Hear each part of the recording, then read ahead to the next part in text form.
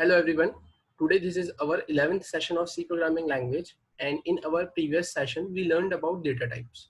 Okay, and in this session today we are going to learn about basic programs on operators, है ना। हम यहाँ पर इस सेशन में ये देखने वाले हैं कि हम कैसे बेसिक प्रोग्राम्स बनाएंगे हमारे ऑपरेटर के कंसेप्ट पर।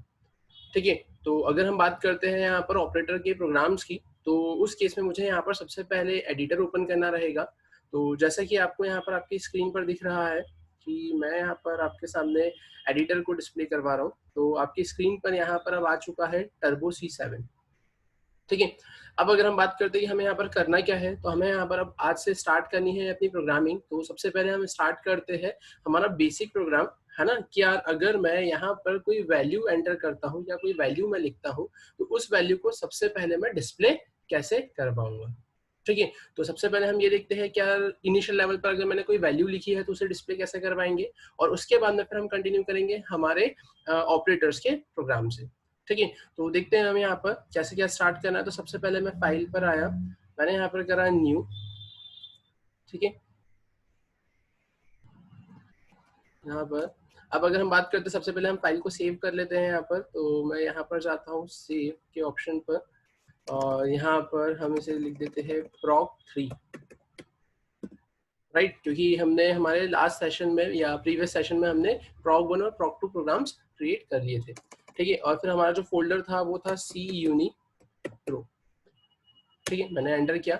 अब अगर हम बात करते हैं कि हम यहाँ पर हम करने क्या वाले, तो हम बेसिक प्रोग्राम देख रहे हैं। सबसे पहले क्या मैं अपने वैल्यू को कैसे प्रिंट करवाऊंगा अपने आउटपुट स्क्रीन पर, हमें वो देखना है। क्योंकि हमने जो लास्ट क्लास में जो प्रोग्राम देखा था उसमें हमने ये देखा था कि यार हेलो वर्ल्ड को हम कैसे क्या डिस्प्ले करवाएंगे, और उसके बाद में एस्केप सीक्वेंस कैरेक्टर से कैसे डील करेंगे। बट अगर हम बात करते हैं आज हमें क्या करना है, तो हर टाइम आपको यहाँ पर सिंपली स्ट्रिंग या फिर कुछ ऐसा स्टेटमेंट या सेंटेंस प्रिंट नहीं करवाना रहेगा, आपको कोई ऑपरेशन परफॉर्म करना रहेंगे। ऑपरेशन परफॉर्म करने के लिए आपको वैल्यूज को प्रिंट करवाने की रिक्वायरमेंट लगेगी। ठीक है, तो देखते हैं हम यहाँ पर। तो सबसे पहले मैंने यहाँ पर लिखा है हैश इंक्लूड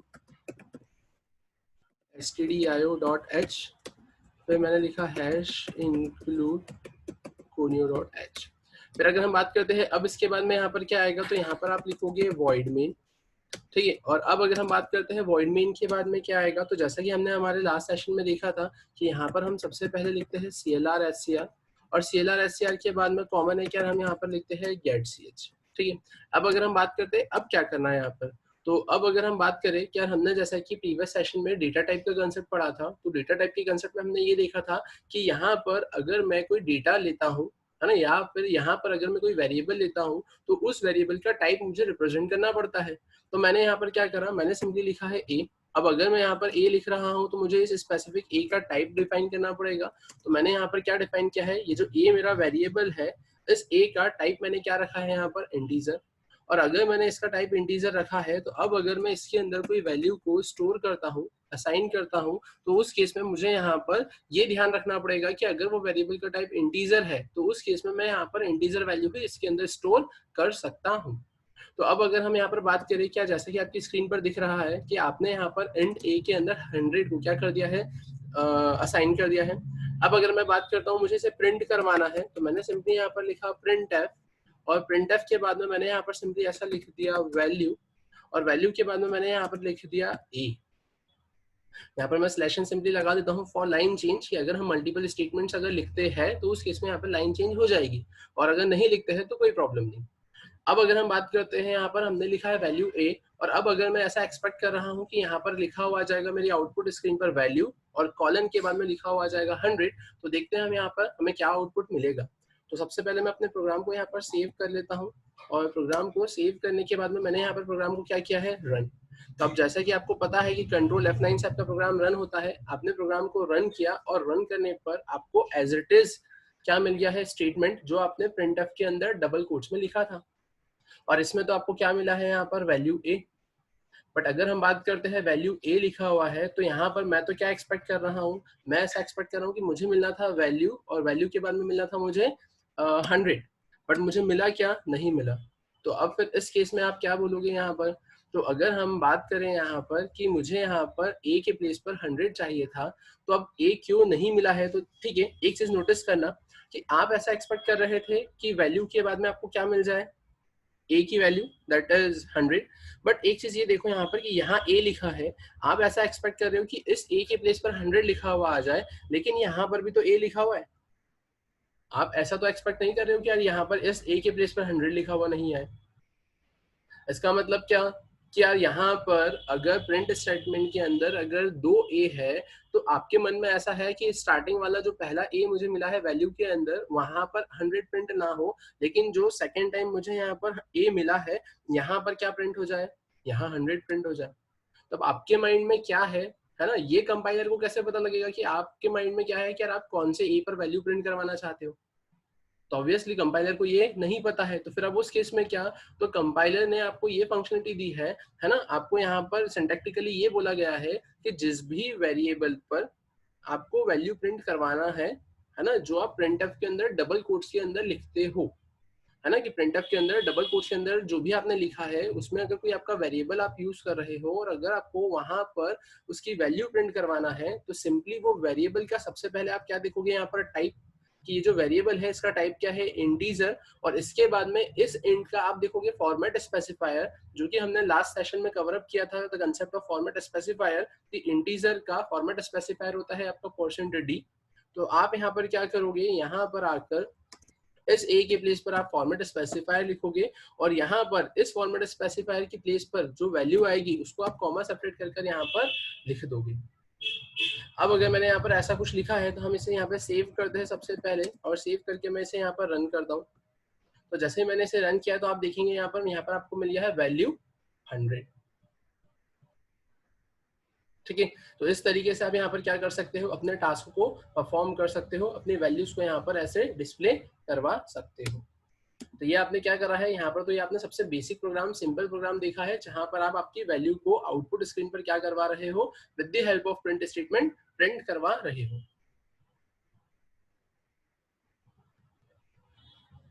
ठीक है, फिर अब अगर हम बात करते हैं कि अब हमें करना क्या है यहाँ पर, ठीक है, ये वैल्यू कैसे प्रिंट करवाना है ये तो मुझे समझ में आ गया है। तो अब अगर हम यहाँ पर बात करते हैं हमारे नेक्स्ट प्रोग्राम की, तो हम देखते हैं अब यहाँ पर हम परफॉर्म करेंगे हमारे एरिथमेटिक ऑपरेशंस। हम क्या परफॉर्म करेंगे यहाँ पर, एरिथमेटिक ऑपरेशंस। तो अगर मैं बात करता हूँ एरिथमेटिक ऑपरेशंस की, तो फिर मैं इसे यहाँ पर सेव एज कर लेता हूँ। मैं यहाँ आया, मैंने सी यूनी प्रो,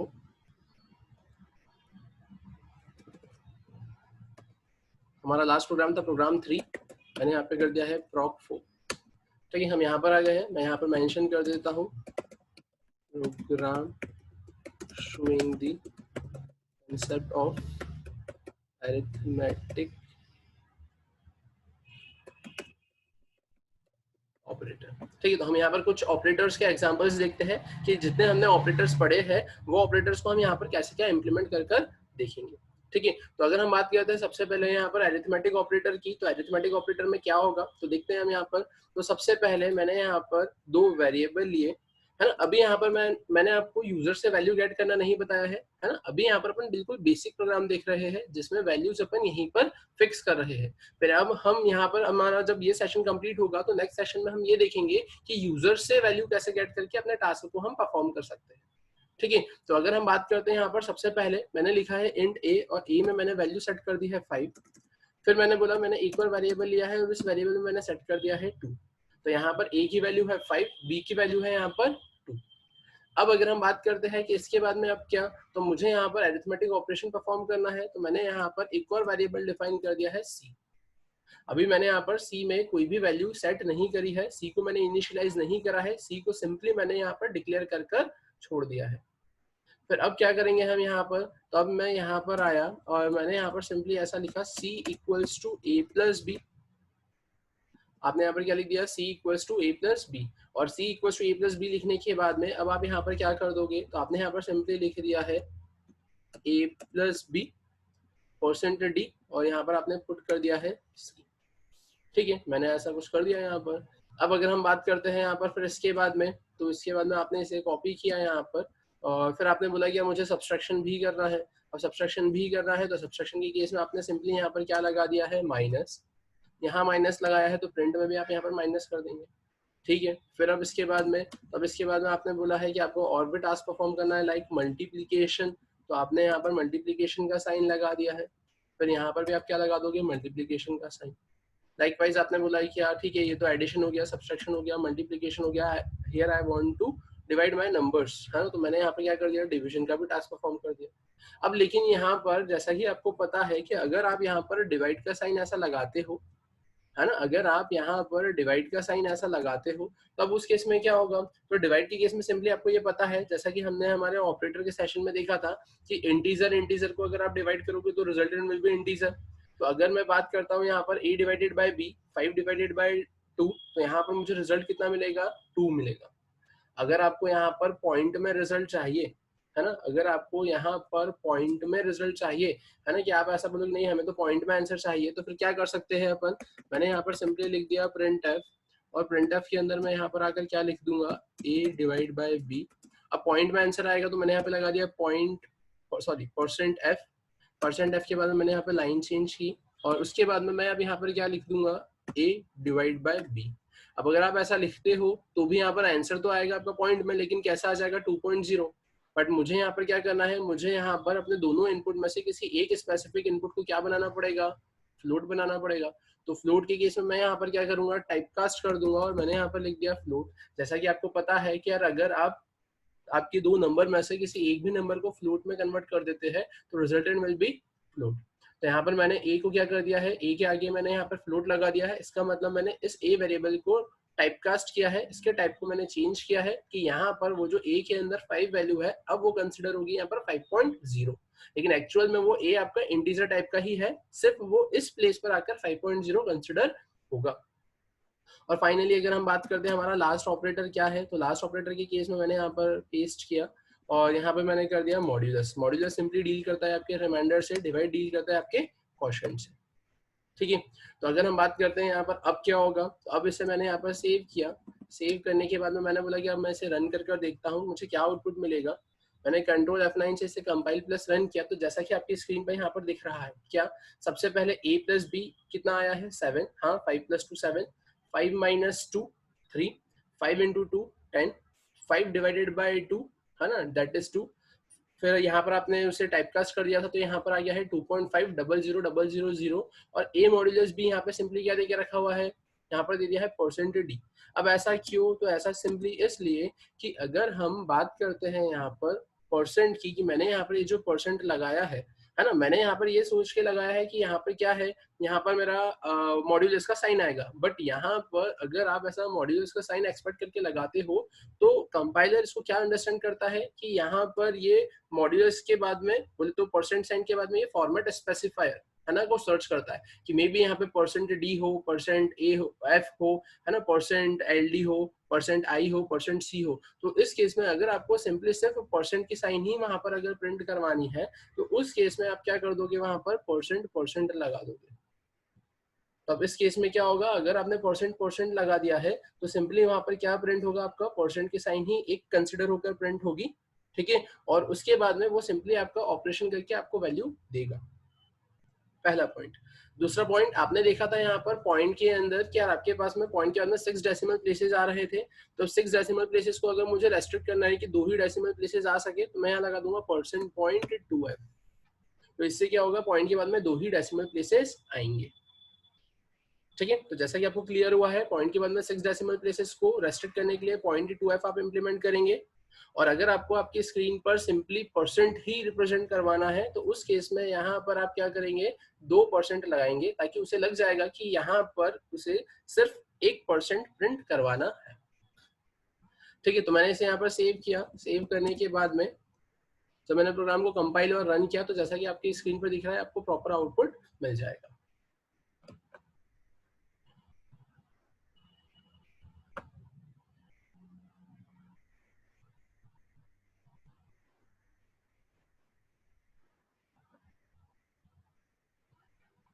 अब अगर हम बात करते हैं कि इस तरीके से आपने क्या करा है, आपके प्रोग्राम को इम्प्लीमेंट किया है, जिसमें आपने यहाँ पर कंसेप्ट किसका बताया है, एरिथमेटिक ऑपरेटर का, जिसमें आपने करा क्या है, स्टार्टिंग में 2 वेरिएबल डिफाइन करे हैं। वेरिएबल डिफाइन करने के बाद में आपने यहाँ पर उसके ऊपर ऑपरेशंस परफॉर्म किए।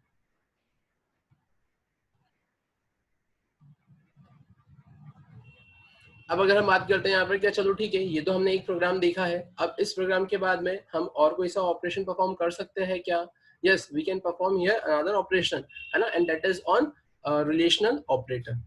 ठीक है, तो मैं अपने सेम प्रोग्राम को कॉपी करता हूँ यहाँ पर, मैं इसे सेव एज कर लेता हूँ। यहाँ पर हम इसे सेव एज कर लेते हैं by the name proc5।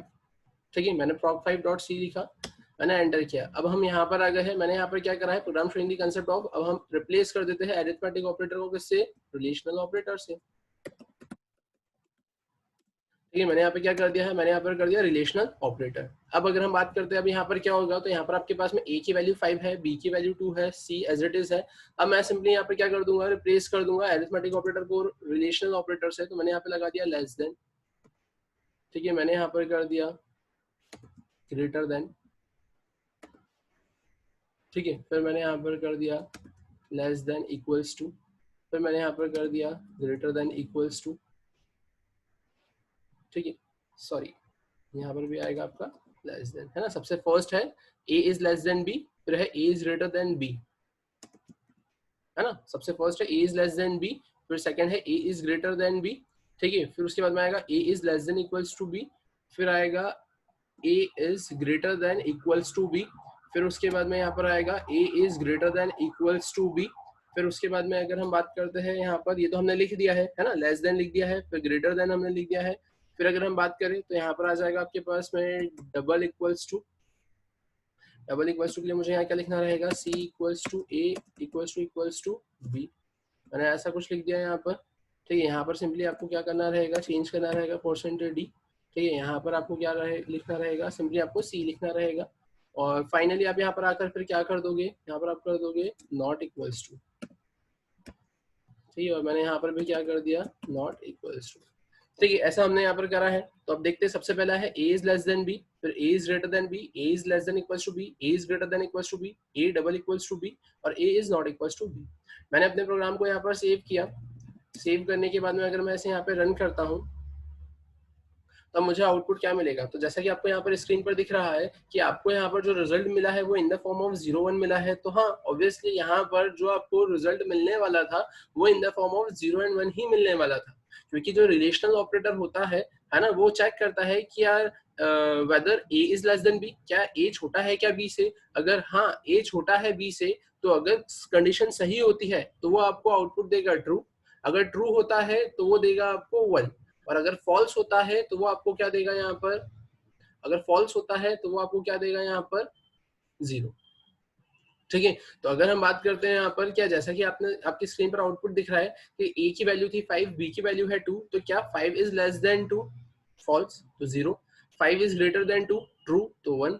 5 is less than equals to b, मतलब 5 is less than equals to 2, तो 0। 5 is greater than equals to 2, true.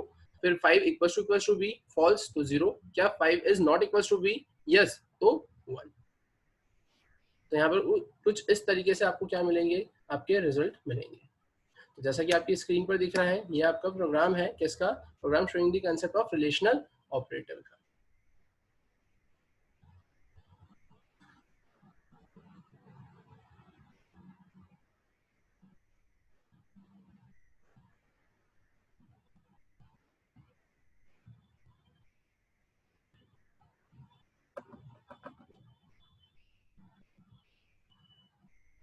फिर अगर हम बात करते हैं इसके बाद में फिर क्या आता है आपके पास में, तो इसके बाद में फिर आपके पास में नेक्स्ट ऑपरेटर के एग्जांपल्स आते हैं।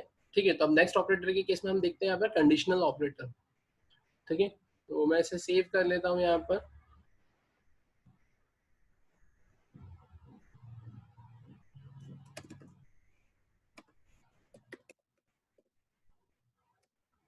ठीक है, अब अगर हम बात करते हैं program showing the concept of conditional operator,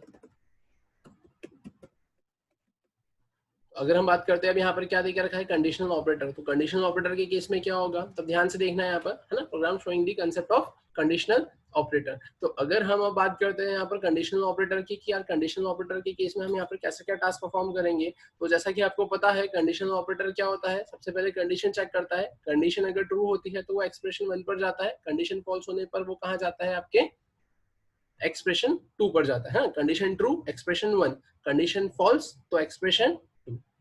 ठीक है, कुछ इस टाइप से आपका कंडीशनल ऑपरेटर क्या करता है यहाँ पर वर्क करता है। तो अब अगर हम यहाँ पर बात करें कि अब मुझे यहाँ पे कैसे क्या इंप्लीमेंट करना है, तो मैंने सिंपली यहाँ पर ऐसा लिख दिया कि C इक्वल्स टू, और मैंने यहाँ पर लगा दिया है A is greater than B। मैंने ऐसा लिखा अगर यहाँ पर A बड़ा होता है B से तो उस केस में कंट्रोल जाएगा A पर और A की वैल्यू सेट हो जाएगी आपके C में।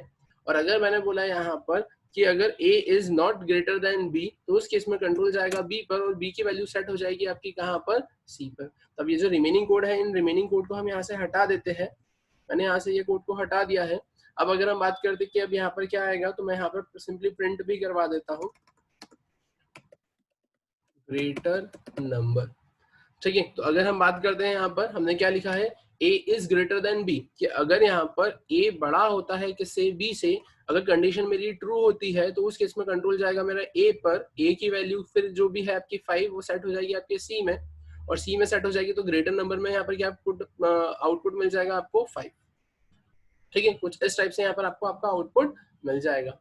ठीक है, तो अगर हम इसे यहाँ पर चलाकर देखें कि यार इसका आउटपुट मुझे कैसा क्या मिलने वाला है, मैंने इसे सबसे पहले सेव किया, यहाँ पर सेव करके मैंने रन किया तो मुझे आउटपुट कितना मिल गया यहाँ पर, ग्रेटर नंबर 5। ठीक है, फिर अब अगर हम बात करते हैं यहाँ पर इसके अलावा और क्या कर सकते हैं इसमें, तो सेम आप इसी चीज को ऐसा भी लिख सकते हो, है ना। अगर आप यहाँ पर इसे अनदर मैनर में लिखना चाहो तो आप ऐसा भी लिख सकते हो यहाँ पर कि if A is greater than B। ठीक है, तो आपने यहाँ पर प्रिंट कर दिया printf, आपने लिख दिया %d is greater, line change, comma separate करके आपने लिख दिया यहाँ पर A, और फिर यहाँ पर आपने फिर से लिख दिया printf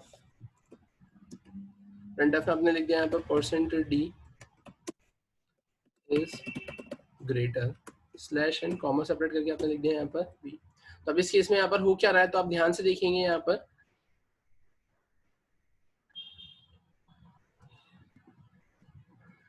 मैंने यहाँ पर सिंपली क्या प्रिंट करवा दिया है, मैंने सिंपली यहाँ पर ऐसा कुछ लिख दिया कि अगर A बड़ा होता है B से, अगर A बड़ा होता है B से यहाँ पर, तो उस केस में क्या होगा, कंट्रोल जाएगा आपके फर्स्ट एक्सप्रेशन पर, तो यहाँ पर प्रिंट हो जाएगा A इज ग्रेटर। और अगर यहाँ पर आपका B बड़ा होता है ना, किससे, A से, तो कंट्रोल जाएगा आपके सेकंड एक्सप्रेशन पर, प्रिंट हो जाएगा B इज ग्रेटर। तो आप यहाँ पर इस टाइप से भी क्या कर सकते हो, लिख सकते हो। तो अगर हम बात करें यहाँ पर क्या मैंने ऐसा कुछ लिखा है, तो इसे मैं सेव करता हूँ और यहाँ पर प्रिंट करवा कर देखता हूँ, तो मुझे क्या मिलेगा, यहाँ पे मुझे दो आउटपुट मिलेंगे और दोनों ही सेम रहेंगे। क्या, सबसे पहले ग्रेटर नंबर इक्वल्स टू 5 और सेकंड क्या मिल गया है, 5 इज ग्रेटर। ये सिंपली आपका लिखने का वे था जो कि मैंने यहाँ पर आपके सामने रिप्रेजेंट किया है, कि आप कुछ इस टाइप से भी यहाँ पर अपने टास्क को परफॉर्म कर सकते हो इन कंडीशनल ऑपरेटर।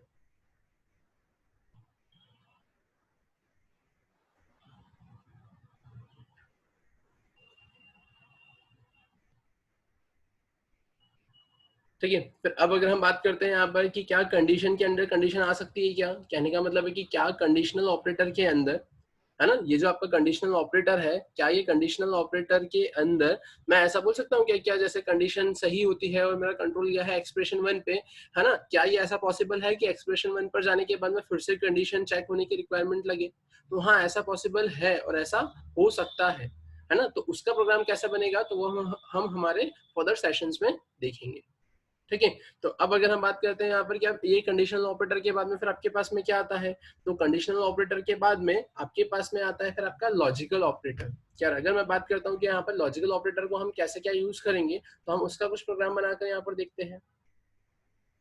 मैं इसे प्रोग्राम को सेव एज करता हूँ और यहाँ आकर मैंने सिंपली लिख दिया prog 7। ठीक है, और यहाँ पर हम देखने वाले हैं program showing the concept of logical operator.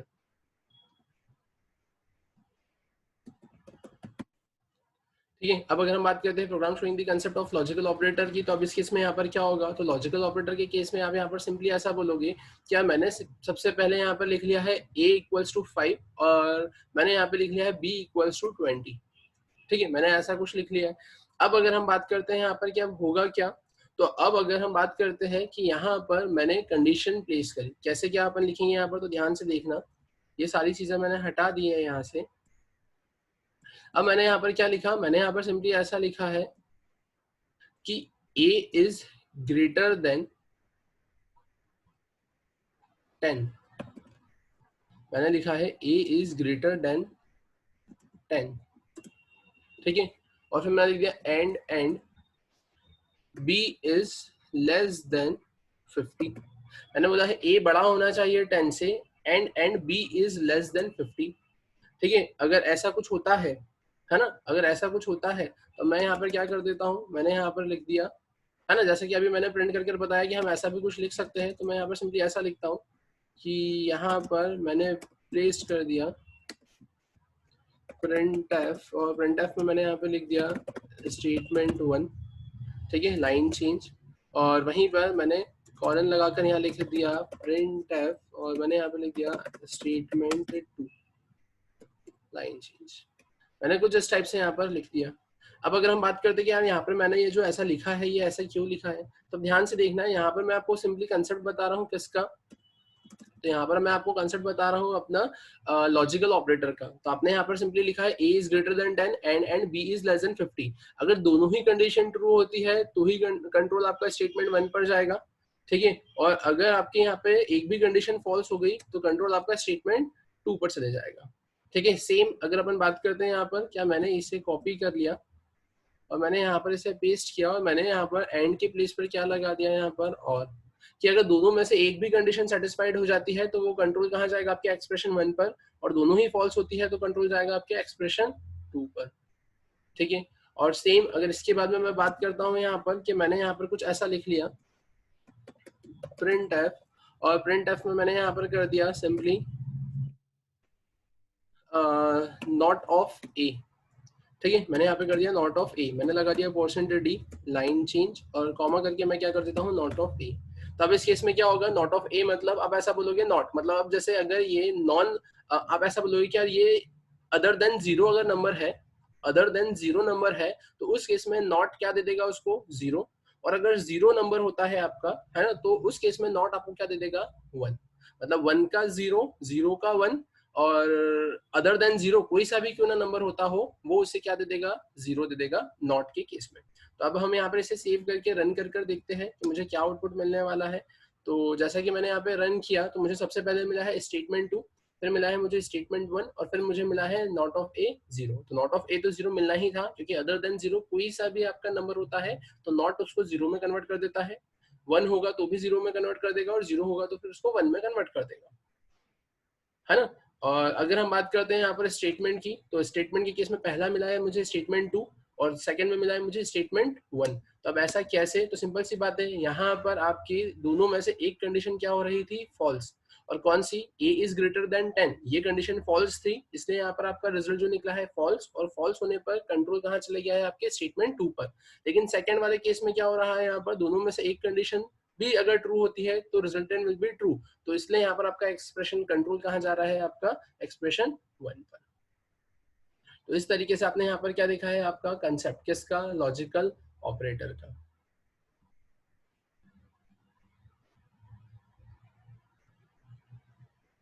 ठीक है। फिर अगर हम बात करते हैं कि इसके बाद में फिर क्या आता है, तो इसके बाद में फिर आपके पास में आता है यहाँ पर next operator, that is increment decrement operator. तो अगर हम बात करते हैं यहाँ पर इंक्रीमेंट डिक्रीमेंट ऑपरेटर की, तो मैं यहाँ पर आया, मैं अपने प्रोग्राम को सेव एज करता हूँ, और सेव एज करने के बाद में मैंने यहाँ पे कर दिया prog 8। और अब अगर हम बात करें यहाँ पर program showing the concept of increment decrement operator,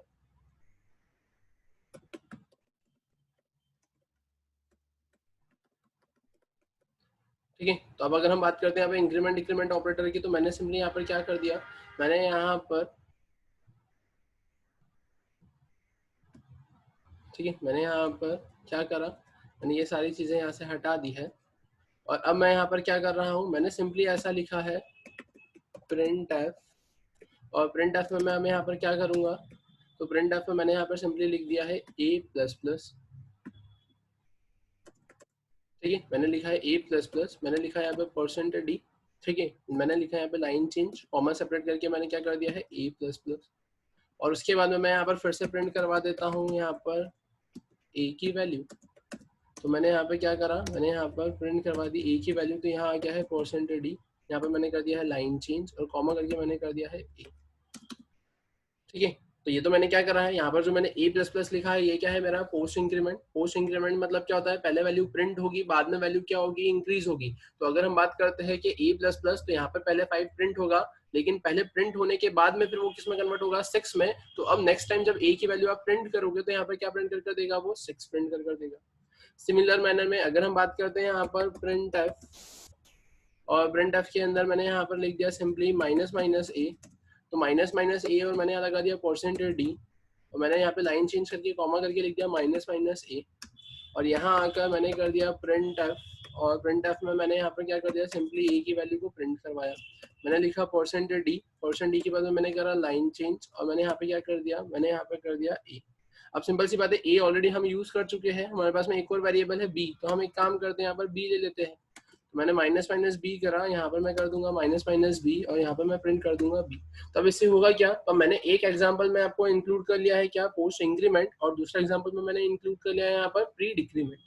ठीक है, बाकी 2 ऑपरेटर्स आप यहाँ पर रिमेनिंग ट्राई कर सकते हो। ठीक है, तो अगर हम बात करते हैं यहाँ पर क्या, सबसे पहले में तो मुझे क्या मिलेगा 5, और फिर मिलेगा मुझे 6, लेकिन सेकंड वाले केस में क्या मिलेगा, आपका प्री डिक्रीमेंट है, पहले डिक्रीमेंट होगा, तो 20 से डिक्रीमेंट कितना हो जाएगा 19, तो वो पहले यहाँ पर क्या करेगा 19 प्रिंट करेगा, है ना, क्योंकि यहाँ पे पहले डिक्रीमेंट होता है फिर प्रिंट होता है। तो पहले 19 हो गया है, 19 प्रिंट होगा, अब उसके बाद में वो 19 हो चुका है, तो नेक्स्ट टाइम में कितना प्रिंट कर देगा 19, जैसा कि आपकी स्क्रीन पर दिख रहा है। मैंने इसे सेव किया और मैंने इसे यहाँ पे रन किया, तो आपको क्या मिला, सबसे पहले 5 मिला है, फिर मिला है आपका 6, फिर यहाँ पे माइनस माइनस बी है तो है 19, और उसके बाद में क्या देके रखा है आपको बी में 19। ठीक है, अब इसमें एक चीज और याद रखनी रहेगी आपको कि जब आप यहाँ पर आपके इंक्रीमेंट डिक्रीमेंट ऑपरेटर के ऑपरेशंस परफॉर्म करते हो, है ना, कि अगर आप यहाँ पर एक्सप्रेशंस सॉल्व करते हो तो वो एक्सप्रेशंस के जो रिजल्ट रहते हैं वो कंपाइलर डिपेंडेंट रहते हैं, है ना। हो सकता है कि यार सेम एक्सप्रेशन आपके विंडोज के केस में कुछ और आंसर दे रहा है, और उबंटू के केस में, वहां पर जीसीसी कंपाइलर के केस में आपको कुछ और आंसर मिल रहा हो, है ना। तो यहाँ पर इंक्रीमेंट डिक्रीमेंट के जो एक्सप्रेशन के आंसर्स रहते हैं वो कंपाइलर डिपेंडेंट होते हैं। ठीक है, और अगर हम बात करें फाइनली यहाँ पर क्या, हम एक लास्ट ऑपरेटर का एग्जांपल और देखते हैं, जिसमें हमने देखा था स्पेशल ऑपरेटर, और स्पेशल ऑपरेटर में आपके पास में था कॉमा ऑपरेटर। तो कॉमा ऑपरेटर तो आपने सारे एग्जांपल्स में इंक्लूड कर लिया है, क्योंकि हर प्रोग्राम में आप कॉमा लगा रहे हो, तो उसका एग्जाम्पल अलग से देखने की कोई रिक्वायरमेंट नहीं है। पॉइंटर्स की अगर बात करें तो पॉइंटर्स आप आपके आगे फर्दर सेशंस में कवर अप करोगे, लेकिन फिर एक लास्ट ऑपरेटर जो आपने देखा था, है ना, साइज ऑफ ऑपरेटर। तो साइज ऑफ ऑपरेटर कैसे क्या वर्क करेगा यहाँ पर, तो मैं यहाँ पर इसे सेव एज करता हूँ, और यहाँ आने के बाद में मैंने करा सी यूनिट प्रो, यहाँ पर मैंने कर दिया प्रॉक 9। ठीक है, और यहाँ आने के बाद में मैं सिंपली कर देता हूँ program showing the concept of size of operator. तो मैंने यहाँ पर क्या कर दिया, मैंने यहाँ पर कर दिया है साइज ऑफ ऑपरेटर। अब ये साइज ऑफ ऑपरेटर करता क्या है, तो ध्यान से देखना, मैंने सिंपली यहाँ पर ऐसा कुछ लिख दिया, मैंने यहाँ पर लिखा है ए। ठीक है, और अब मैं यहाँ आया, यहाँ आने के बाद में मैंने ये सारी चीज़ें हटा दी है, और यहाँ आने के बाद में मैंने सिंपली ऐसा कुछ लिखा प्रिंट एफ, और प्रिंट एफ में मैंने यहाँ पे लिख दिया साइज ऑफ, और ब्रैकेट में मैंने लिख दिया यहाँ पर इंट, मैंने %d लाइन चेंज कॉमा करके मैंने लिख दिया साइज ऑफ, और साइज ऑफ में मैंने यहाँ पर लिख दिया है इंट। सिमिलर मैनर में अगर मैं बात करता हूँ, इसके अलावा और कुछ लिख सकते हैं क्या हम, तो हाँ, मैंने इसे कॉपी किया, मैंने यहाँ पर पेस्ट किया, मैंने यहाँ पर फिर से पेस्ट किया इसे, और मैंने एक बार फिर से पेस्ट कर दिया। अब अगर हम बात करते हैं यहाँ पर साइज ऑफ, पहले में देके रखा है इंट, फिर सेकंड में मैंने कर दिया यहाँ पर फ्लोट, फिर मैंने यहाँ पर कर दिया सिंपली अपना कैर, और यहाँ पर मैंने सिंपली लिख दिया है 5। यहाँ पर आने के बाद में मैंने क्या कर दिया, मैंने यहाँ लिख दिया है बाइट्स, मैंने यहाँ पर भी क्या लिख दिया है बाइट्स, मैंने यहाँ पर भी सिंपली क्या मेंशन कर दिया है बाइट्स, और मैंने यहाँ पर भी क्या मेंशन कर दिया है बाइट्स। अब अगर हम बात करते हैं कि अब यहाँ पर होगा क्या, तो यहाँ पर आपने बोला है सबसे पहले साइज ऑफ इंट लिखा है, साइज ऑफ इंट के बाद में आपके पास में देके रखा हुआ है साइज ऑफ फ्लोट, फ्लोट के बाद में आपको देके रखा हुआ है यहाँ पर कैर, और उसके बाद में मैंने यहाँ पर सिंपली क्या लिख दिया है 5। तो अब अगर मैंने यहाँ पर ऐसा कुछ लिखा है, मैंने अपने प्रोग्राम को सेव किया, तो मुझे क्या मिलेगा, जैसा कि आपने डेटा टाइप्स पढ़े थे, तो डेटा टाइप्स में साइज ऑफ इंट होता है 2 बाइट्स, फ्लोट होता है 4 बाइट्स, कैर होता है 1 बाइट, और साइज ऑफ 5, तो 5 क्या है यहाँ पर, तो 5 तो आपने कुछ लिखा ही नहीं है, लेकिन अब 5 क्या रिप्रेजेंट कर रहा है यहाँ पर आपका इंटीजर, तो ये आपको क्या देगा 2 बाइट्स। तो जैसे कि मैंने अपने प्रोग्राम को कंपाइल किया और रन किया, तो अब जैसा कि आपको यहाँ पे दिख रहा है, इंटीजर 2 बाइट्स, फ्लोट 4 बाइट्स, कैर 1 बाइट और 5 क्या है इंटीजर, और इंटीजर की कितनी होती है आपकी 2 बाइट्स। ठीक है, तो इस तरीके से यहाँ पर आपने क्या करा है, आपने जितने भी ऑपरेटर्स पढ़े थे उनमें से मैक्सिमम ऑपरेटर्स को कवर अप करके आपने यहाँ पर कुछ प्रोग्राम्स बनाकर देखे हैं, और रिमेनिंग जितने भी ऑपरेटर्स बचते हैं तो उन रिमेनिंग ऑपरेटर्स की प्रैक्टिस आप लोगों को करना है। ठीक है, सेम रिमेनिंग ऑपरेटर्स भी आपके इसी तरीके से यहाँ पर प्रोग्रामिंग में इम्प्लीमेंट होंगे।